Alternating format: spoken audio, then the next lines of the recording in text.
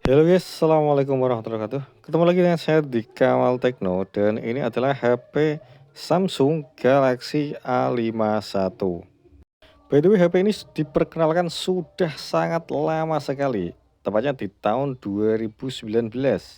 Dan itu sudah sekitar 5 tahun cuy. Dan kira-kira masih worth gak untuk dipakai di tahun ini 2024? Dan untuk harga kejual, HP ini kisaran 1 juta sampai dengan 1.500.000, 1.600.000 lah tergantung kondisi, kelengkapan dan juga kapasitas RAM. Karena HP ini menghadirkan dua varian ya, yaitu ada RAM 8 GB dan juga ada RAM 6 GB. Dan ini yang saya dapatkan RAM-nya 8 GB teman-teman. Untuk kondisi masih sangat mulus, hanya bekas-bekas jamur dan juga bekas softcase saja. Tidak ada bekas jatuh dan tidak ada indikasi HP ini pernah dibongkar. Jadi untuk part dan daleman saya rasa masih original ya. Oke, yang pertama mari kita bahas soal layarnya guys. HP ini menggunakan panel layar Super AMOLED.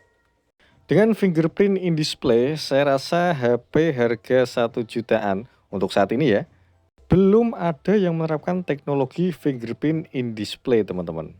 Kalau untuk teknologi AMOLED, OLED atau Super AMOLED sih sudah banyak ya. Pabrikan Xiaomi atau mungkin HP-HP Transcell Holding, Infinix, itel dan lain sebagainya. Itu sudah menggunakan panel layar AMOLED di harga 1 jutaan coy. Tapi untuk fingerprint in display saya rasa belum ada ya. Jadi untuk kaitannya dengan fitur, HP ini bisa dikatakan lebih unggul dibandingkan dengan HP-HP keluaran sekarang.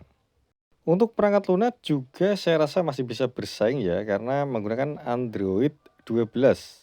Hanya saja kekurangannya HP ini hanya support di refresh rate 60 Hz teman-teman. Padahal di HP harga 1 jutaan untuk saat ini banyak yang sudah memakai refresh rate 90 sampai 120 Hz. Kemudian kalau bicara soal dapur pacu ya, sebenarnya masih bisa bersaing, akan tapi untuk kaitannya dengan kompatibilitas, terus saja HP ini tidak bisa disejajarkan dengan HP-HP zaman sekarang. Belum bisa sekencang HP-HP sekarang. Mungkin kalau kita bandingkan dengan brand lain, Infinix atau Xiaomi misalnya, di harga yang sama, dengan kapasitas RAM yang sama pula, suhunya lebih tinggi dan baterai juga lebih boros dibandingkan dengan brand yang saya sebutkan. Dan kalau kita bicara soal penyimpanan internal 128 GB, ya saya rasa dulu sih masih bisa dibilang cukup ya kan. Tapi untuk saat ini, apalagi kalau kalian hobi nyimpen data-data yang lumayan besar, baik itu data video maupun data game, saya rasa masih sangat kurang sekali. Oke, sekarang kita bahas soal kunci layar dan biometrik ya. HP ini didukung dengan dua fungsi pengaman. Ada face unlock dan juga ada fingerprint in display. Face unlocknya biasa saja karena hanya mengandalkan fitur kamera depan. Untuk sidik jarinya juga cukup akurat, akan tetapi saya rasa masih kurang responsif teman-teman. Tidak secepat fitur sidik jari konvensional yang dilakukan di samping maupun di belakang. Memang benar, sangat jarang sekali HP-HP seharga sejutaan mendapatkan fitur sidik jari in display. Tapi kalau kurang responsif, buat apa coba? Oke, sekarang soal layar. HP ini kualitas layar AMOLED-nya biasa saja. Bahkan sekarang layar AMOLED tuh sudah pasaran ya. Hampir semua HP-HP baru yang launching itu menggunakan panel layar AMOLED cuy. Bedanya mereka udah support 120 Hz refresh rate, sedangkan ini belum. Oke, sekarang soal kamera. Jadi HP ini mempunyai 4 buah lensa kamera ya. Ada kamera utama, kamera ultrawide, kemudian ada kamera makro, dan juga tambahan kamera deep. Dan ini adalah bagian yang saya suka. HP dulu tuh lensanya cukup banyak teman-teman. Untuk kamera depannya hanya ada satu buah lensa ya, sebesar 32 megapiksel. Sekaligus digunakan untuk membuka kunci layar atau face unlock.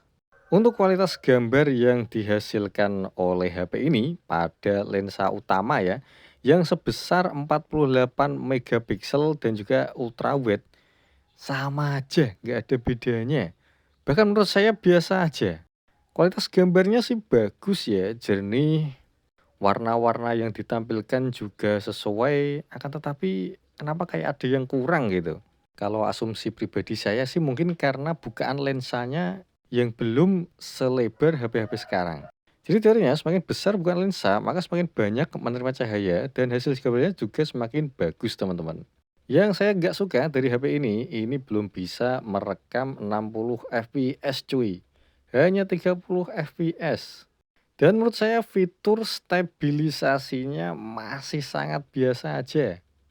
Stabilisasi yang seperti ini saya rasa masih belum bisa diandalkan. Di harga yang sama, produk Xiaomi Poco X3 NFC itu stabilisasinya jauh lebih bagus. Bahkan bisa merekam ultrawide 60 fps cuy. Dan untuk kamera depan lumayan bagus ya. Karena mungkin resolusinya yang sebesar 32 megapiksel.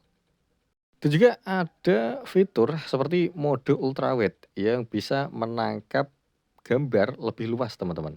Oh ya, by the way, kalau kalian beli HP Samsung, apalagi unit bekas ya, pastikan cek semua hardware melalui dial bintang pagar kosong bintang pagar. Semua fungsi hardware bisa kalian cek di sana.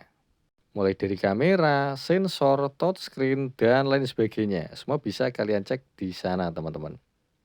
Dan itu tadi adalah sedikit review singkat mengenai Samsung A51 di tahun ini. Masih sangat banyak sekali kekurangan kalau menurut saya. Jadi mending pilih HP-HP yang lain lah. Tapi kalau kalian seorang fanboy Samsung dan uangnya pas-pasan, ya ambil ini aja nggak apa-apa. Akhir kata dukung terus channel kami dengan cara like, comment, dan subscribe. See you guys. Assalamualaikum warahmatullahi wabarakatuh.